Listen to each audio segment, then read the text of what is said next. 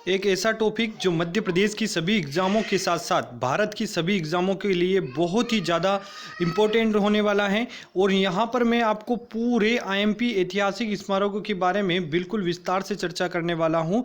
एक एक पॉइंट जो जहाँ से एग्ज़ाम में प्रश्न हमारे बनता है वो सारे ही कॉन्सेप्ट यहाँ पर आपको देखने को मिलेगा। तो नमस्कार दोस्तों, हेल्पिंग थिंकर्स के यूट्यूब चैनल में आप सभी का हार्दिक स्वागत है।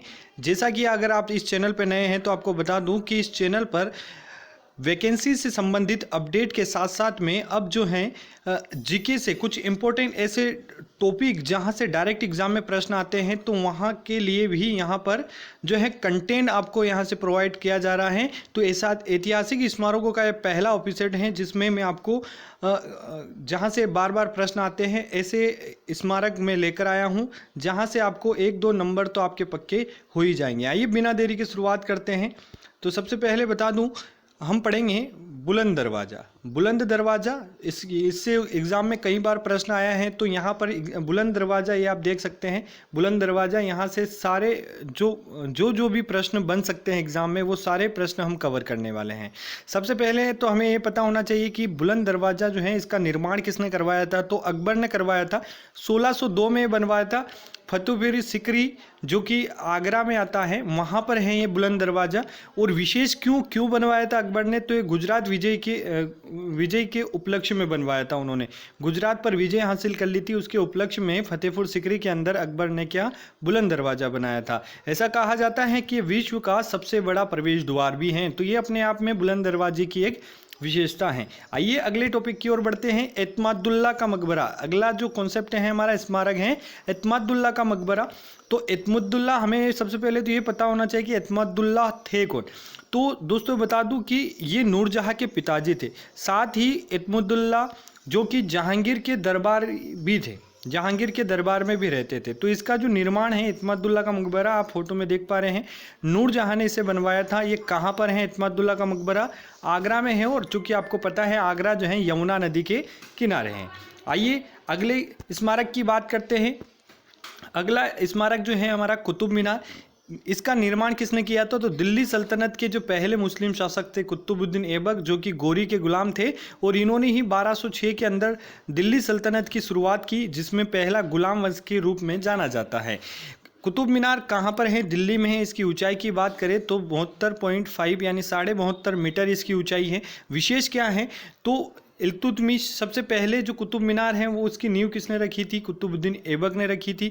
इसके बाद में इल्तुतमिश ने क्या किया था? इसकी 3 मंजिलें बनाई थी। और इसकी जो 5वीं मंजिल आप देख रहे हैं वो तुगलक वंश के शासक फिरोज शाह तुगलक ने इसकी 5वीं मंजिल। तो इसमें 3 बड़े लोगों का योगदान है, कुतुबुद्दीन ऐबक, इल्तुतमिश और फिरोज शाह तुगलक। विशेष क्या है? तो विश्व की सबसे ऊंची मीनार के रूप में इसे जाना जाता है।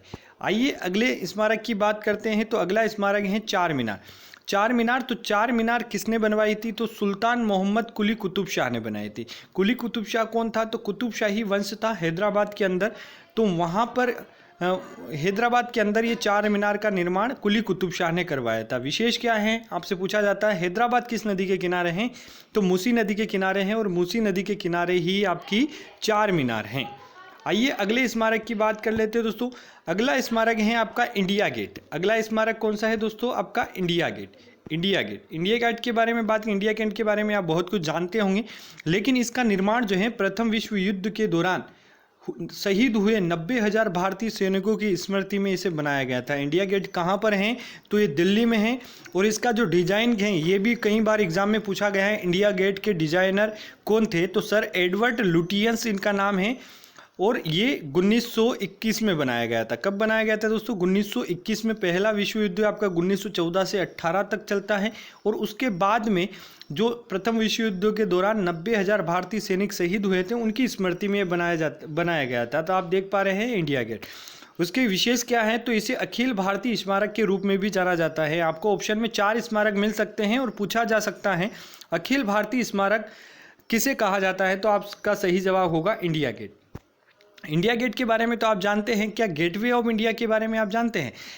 गेटवे ऑफ इंडिया का जो निर्माण है अंग्रेज जो कि ब्रिटेन, क्योंकि भारत में जब अंग्रेज हुकूमत थी तो उस समय अंग्रेजों द्वारा इसका निर्माण किया गया था। और क्यों किया गया था? क्योंकि उस समय ब्रिटेन के तत्कालीन राजा जॉर्ज पंचम और उनकी रानी मेरी भारत आए थे, तो उनके स्वागत के लिए ये गेट बनाया गया था, जिसे भारत का प्रवेश द्वार भी कहा जाता है। इसका डिजाइन किसने किया था, ये बहुत ही ज़्यादा इंपॉर्टेंट पॉइंट है। जॉर्ज विवेट ने इसका डिजाइन किया था। 1911 में ये बनाया गया था और कहाँ पर है, मुंबई में। तो दोनों ही गेटवे ऑफ इंडिया कहाँ पर है, मुंबई में 1911 में बनाया गया था।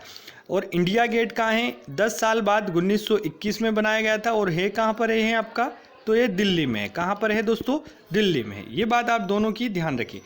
आइए अगले स्मारक की बात करते हैं। अगला स्मारक है आपका हवा महल। हवा महल कई बार पूछा भी गया है एग्जाम में और बहुत ज़्यादा इम्पोर्टेंट भी हैं। इसका निर्माण है राजा सवाई प्रताप सिंह ने करवाया था। इसके डिजाइन की बात करें तो लालचंद उस्ताद ने इसका डिजाइन किया था। बनाया कब गया था, तो 1799 में बनाया गया था। और हवा महल कहाँ पर देखने को मिलेगा दोस्तों, तो जयपुर राजस्थान के अंदर ये देखने को मिलेगा।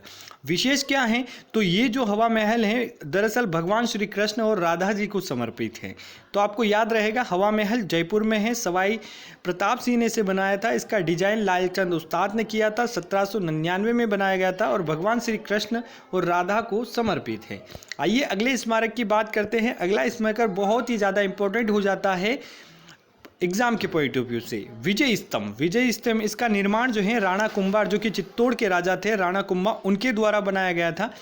इसके डिजाइन करता कौन थे, तो उसमें प्रमुख व्यक्ति का जो नाम आता है, इसमें जो प्रमुख व्यक्ति थे दोस्तों मंडन थे।